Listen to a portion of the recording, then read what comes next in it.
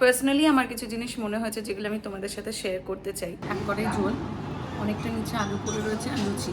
যতটা হাঁটবো ততটা কোথাও না কোথাও হয়তো প্লাস্টিকের কাপস দেখা যাচ্ছে, নয়তো প্লাস্টিক ভর্তি। এখানে গ্লাস থেকে শুরু করে বটল, এখানে দেখতে পাচ্ছ তোমরা একটা বড় বটল পড়ে রয়েছে। Good morning to all of you. আশা রাখছি যে তোমরা এই ব্লগের আগের দুটো পার্ট দেখেছো। আমরা রয়েছি এখন মন্দারমণিতে, আর আজকে আমাদের রিসর্ট থেকে চেক আউট করার ডেট। এখন বাজে সকাল 8:45। আমরা আজকে সকালবেলা উঠেছি 5:30টার সময়, এবং তারপরে বসে তো কালকের দিনটা দেখলেই যে কতটা হেক্টিক গেছে। তো আমরা বসে বসে অনেকক্ষণ ধরেই ঢুলছিলাম। হ্যাঁ, মানে একদম শরীর দিচ্ছিল না যে উঠে একটু বেরোই। তারপর ভাবলাম না, বেরোতে হবে। চট করে ফ্রেশ হয়ে নিয়েছি আমরা, আর সমস্ত কিছু কমপ্লিট করে এখন আমাদের ব্যাগও গোছানো হয়ে গেছে, সব কিছু কমপ্লিট। আমরা একটু বাইরে যাব, বাইরে গিয়ে একটু সি বিচটা হাঁটবো, তারপরে আমরা ব্রেকফাস্ট করব, যেটা আমাদের কমপ্লিমেন্টারি রয়েছে। ব্রেকফাস্ট রেস্টুরেন্টে গিয়েই করতে হবে, কারণ আমরা রুমে ব্রেকফাস্ট করতে পারবো না। তো আমরা রেস্টুরেন্টে গিয়ে ব্রেকফাস্ট করব, এবং তারপরে আমাদের টোটো দাদাকে বলা আছে উনি আসবেন 9:30টার সময়। তারপর আমরা ওখান থেকে চাউলখোলা যাব। এখন আমরা যাচ্ছি বিচে, আর এই হচ্ছে গেট, আমরা বেরোচ্ছি। এই রাস্তাটা একটুখানি, এই রাস্তাটায় একটু সমস্যা হয় মনে হলো। তারা সোজা এগিয়ে গেলে রয়েছে বিচ। জায়গাটার একটু রাস্তাটার কনস্ট্রাকশনের প্রয়োজন, বাট ঠিক আছে, কারণ সবে এখানে রিসর্টগুলো তৈরি হচ্ছে, সমস্ত কিছুই নতুন নতুন তৈরি হচ্ছে। তো রাস্তাগুলো মেবি কিছুদিন পরে আসলে দেখা যাবে যে ঠিক হয়ে গেছে। এখন আপাতত রাস্তাগুলো বড্ড আনইভেন রয়েছে, হয়তো পরে ঠিক হয়ে যাবে এগুলো। সামনেই দেখতে পাচ্ছ একদম সি রয়েছে।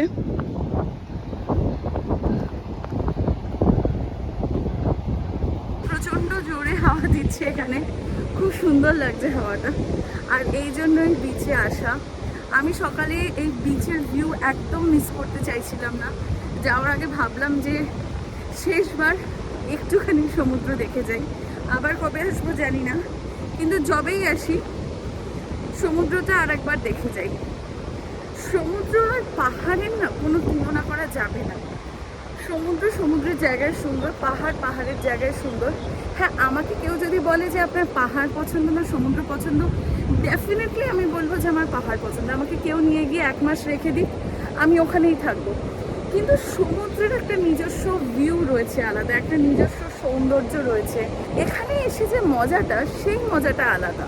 হয়তো তোমরা কিছু শুনতে পাবে না, কিন্তু আমি আরেকটু সামনে গিয়ে তোমাদের দেখানোর চেষ্টা করছি।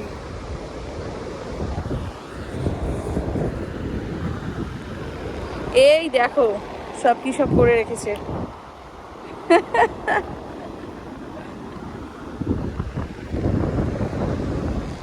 চলো, এই যে এখানে দেখছো কত নোংরা পড়ে রয়েছে, এদিকটাতে দেখো। এবং শুধু এখানে বলে না, এই বীজটা দিয়ে আমি যদি সোজা হাঁটতে থাকি, যতটা হাঁটবো ততটা কোথাও না কোথাও হয়তো প্লাস্টিকের কাপস দেখা যাচ্ছে, নয়তো প্লাস্টিক ভর্তি। এখানে গ্লাস থেকে শুরু করে বটল, এখানে দেখতে পাচ্ছ তোমরা একটা বড় বটল পড়ে রয়েছে, পুরো ভর্তি এখানে নোংরা। এই জিনিসগুলো আমাদের একটু বোঝা উচিত, একটু সচেতন হওয়া উচিত এই বিষয়গুলোকে নিয়ে, কারণ এগুলো আমাদের প্রকৃতিকে নষ্ট করছে, এগুলো আমাদের নেচারকে নষ্ট করছে। এখন বিচ থেকে যাচ্ছি আমরা রেস্টুরেন্টে, তোমাদের গিয়ে আমি রেস্টুরেন্টে দেখাচ্ছি যে ব্রেকফাস্টের কী কী অপশন রয়েছে। আমি নিজেও যদিও জানি না। চলো রেস্টুরেন্টে যাওয়া যাক এখন ডিরেক্ট। চলো তোমাদের দেখিয়ে দিই ব্রেকফাস্টে কী কী আইটেম রয়েছে। সো এটা হচ্ছে puri, then here we have, এটা কিছু ঝোল রয়েছে, মেবি এটা আলুর তরকারি রয়েছে, and then we have poha, poha এটা। এরপরে রয়েছে সুজির হালুয়া, দেখছি ভাবছি এটাই খাবো। আর এখানে রয়েছে বয়েলড এগ, ওয়াটারমেলন রয়েছে, তোমরা চাইলে খেতে পারো, আর রয়েছে জ্যাম, বাটার, ব্রেড টোস্ট রয়েছে অ্যাভেলেবল, অ্যান্ড জুস, কর্নফ্লেক্স, চা কফি খেলে চা coffee. So these are the items that you have here. এখানে খুব একটা বেশি ব্রেকফাস্টের অপশন ছিল না, তোমাদের আমি যেটা দেখালাম। আর ওই আলুর ঝোল দেখে মানে এক কড়াই ঝোল, অনেকটা নিচে আলু পড়ে রয়েছে আর লুচি, ওই দেখে আমার সত্যি খেতে ইচ্ছা করলো না। তো আমি ভাবলাম পোহা, ওয়াটারমেলন আর জুসটাই খাওয়া যায়। এইমাত্র ব্রেকফাস্ট করে ঘরে ঢুকলাম। Overall it's a nice day, but personally আমার কিছু জিনিস মনে হয়েছে যেগুলো আমি তোমাদের সাথে শেয়ার করতে চাই। এখানে সার্টেন কিছু পুলের নিয়ম রয়েছে যেগুলো বাইরে লেখা রয়েছে খুব বড় বড় করে বোল্ডে, বাট আমরা দেখলাম যে কোনোভাবে সেই নিয়মগুলোর অনেকটাই এদিক ওদিক হয়েছে, অনেকটাই। যে কটা নিয়ম লেখা রয়েছে একটা নিয়মও আমরা দেখলাম যে কেউই মানেনি বা মানতে কাউকে বলাও হয়নি। সেকেন্ড হচ্ছে যে এখানে খাবার দাবারের ব্যাপারে যদি কথা বলি, খাবার দাবারের টেস্ট ঠিকঠাক, কয়েকটা ডিশ দেখলাম সত্যিই খুব সুন্দর খেতে, আবার কয়েকটা ডিশের খাবারের কোয়ালিটি বা কোয়ান্টিটি অত্যন্তই পুয়ার। একটু আগে যে ব্রেকফাস্ট করতে গেছিলাম সেখানেও আমি তোমাদের দেখালাম যে খাবারের কোয়ালিটি কীরকম ছিল। আবারও একটা ব্যাপার আছে, সেটা হলো যে সব খাবার সবসময় অ্যাভেলেবেল থাকে না।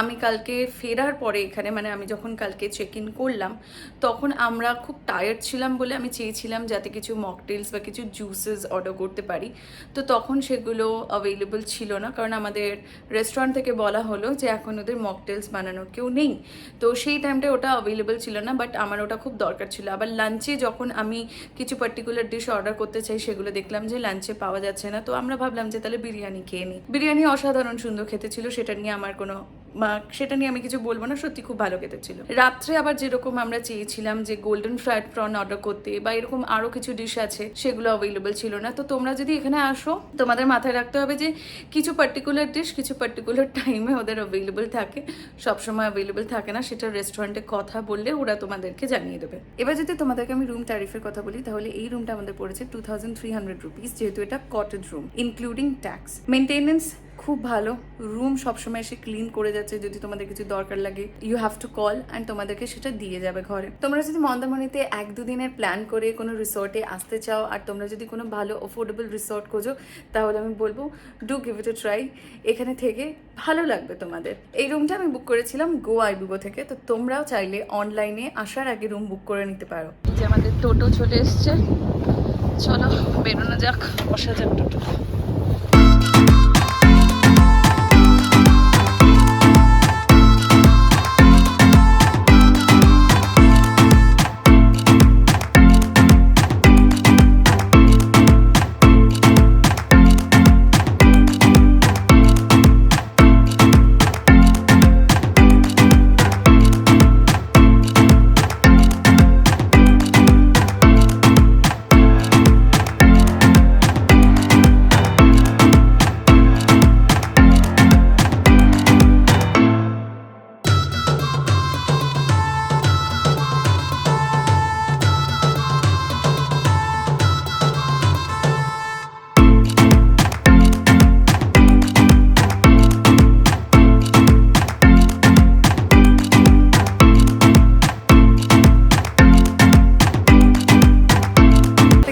এখন আমরা রয়েছি স্প্ল্যানেড মেট্রো স্টেশনে।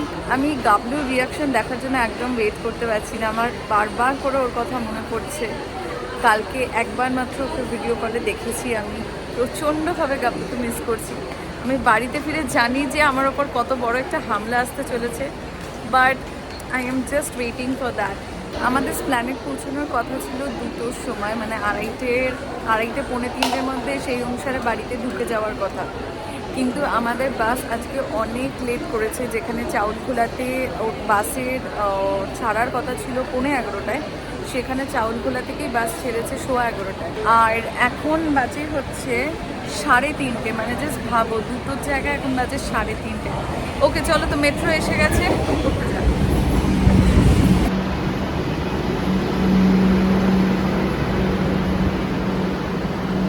এগিয়ে আসতে হতো।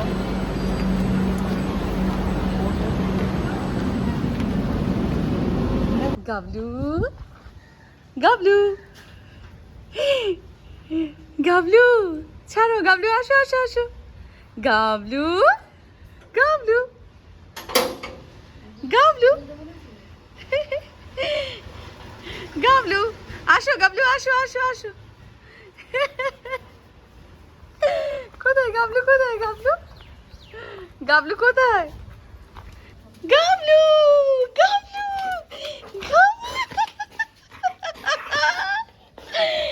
ও ও ও চলো চলো, ও ঘরে ঢোকাবে। আমি ঘরে পৌঁছে গেছি, আর এই যে গাবলু, ও আমাকে পেয়ে প্রচন্ড আনন্দ পেয়েছে, তাই না গাবলু? এখন এই যে আমি বসেছি গাবলুকে আদর করতে, এটা যে কতক্ষণ চলবে তার ঠিক নেই।